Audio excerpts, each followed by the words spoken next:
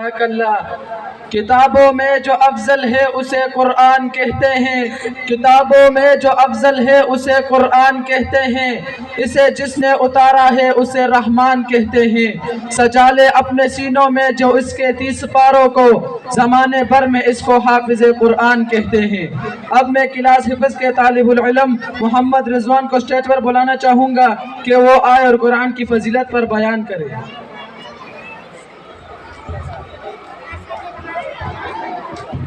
نحمده ونصلي على رسوله الكريم اما بعد فاعوذ بالله من الشيطان الرجيم بسم الله الرحمن الرحيم لو انزلنا هذا القرآن على جبل لرأيته خاشعا متصدعا من خشية الله وقال النبي صلى الله عليه وسلم خيركم من تعلم القرآن وعلمه او کما قال علیہ الصلاۃ والسلام۔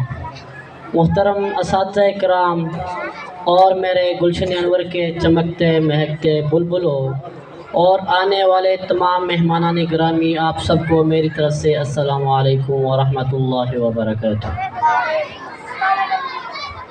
سامعین گرامی، جیسا کہ آپ کو پتہ ہے ختم قرآن کا موقع ہے، تو مجھے بھی اس موقع پر جس موضوع پر لب کشائی کرنے کا موقع ملا ہے وہ بھی فضیلت قرآن ہے۔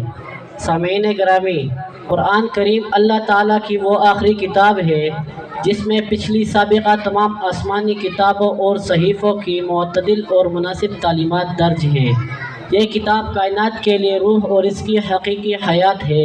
اللہ تعالیٰ نے اس کتاب کو سب سے اعلیٰ و ارفع قرار دیا، فرمایا ذالک الکتاب لا ریب فیہ، یہ وہ کتاب ہے جس میں کسی شک کی گنجائش نہیں۔ حاضرین محترم، آئے قرآن کے متعلق کوئی معلومات پوچھتے ہیں۔ جب میں نے قرآن سے پوچھا قرآن بتا تیرا نام کیا ہے، قرآن مجھے جواب دیتا ہے قرآن مجید، میرا نام قرآن مجید ہے۔ پھر میں نے قرآن سے پوچھا قرآن بتا تیری زبان کیا ہے، قرآن مجھے جواب دیتا ہے بلسان عربی مبین، میری زبان عربی ہے۔ پھر میں نے قرآن سے پوچھا قرآن بتا تیری حفاظت کی کیا گارنٹی ہے، قرآن مجھے جواب دیتا ہے انا نحن نزلنا الذکر وانا له لحافظون، میری حفاظت کا ذمہ خود خالق کائنات نے لیا ہے۔ پھر میں نے قرآن سے پوچھا قرآن بتا تجھ میں کسی شک کی گنجائش تو نہیں، قرآن مجھے جواب دیتا ہے ذالک الکتاب لا ریب فیہ، یہ وہ کتاب ہے جس میں کسی شک کی گنجائش نہیں۔ پھر میں نے قرآن سے پوچھا قرآن بتا تو کہاں رہا، قرآن مجھے جواب دیتا ہے فی لوح محفوظ، میرا مسکن لوح محفوظ تھا۔ بیما قرآن نہ تپوسکو اے قرآن وایا تو چار آوڑے، قرآن رالا جواب راکی نزل به الروح الامین، بیما قرآن نہ تپوسکو اے قرآن وایا تو پچار آگلے، قرآن رالا جواب راکی نزل علی محمد، بیما قرآن نہ تپوسکو اے قرآن وایا تو چار طرف نہ آگلے، قرآن رالا جواب راکی تنزیل من رب العالمین، جواب راکی تنزیل من رب العالمین۔ بیما قرآن نہ تپوسو کو اے قرآن وایا تپکمان میں اس کی راغلے، قرآن رالا جواب راکی شہر رمضان الذي انزل فيه القرآن، بیما قرآن نہ تپوسو کو اے قرآن وایا تپکمش پکی راغلے، قرآن رالا جواب راکی انا انزلناه في لیلۃ القدر، بیما قرآن نہ تپوسو کو اے قرآن وایا تولی راغلے، ستپوس میں کو تولی راغلے، تو قرآن مجھے جواب دیتا ہے ہدی للناس۔ حضور اکرم قید و جان حضرت محمد سب کے دل صلی اللہ علیہ وسلم، آپ صلی اللہ علیہ وسلم نے قرآن کے بارے میں ارشاد فرمایا القرآن حجت لک او علیک، اے قرآن یا تو تیرے حق میں گواہ ہوگا یا تیرے خلاف گواہ ہوگا۔ کملی والے نے فرمایا خیرکم من تعلم القرآن وعلمہ، تم میں سے بہترین شخص ہوئے جو خود قرآن سیکھے اور دوسروں کو سکھائے۔ میری امت کے معزز لوگ حاملین قرآن ہوں گے۔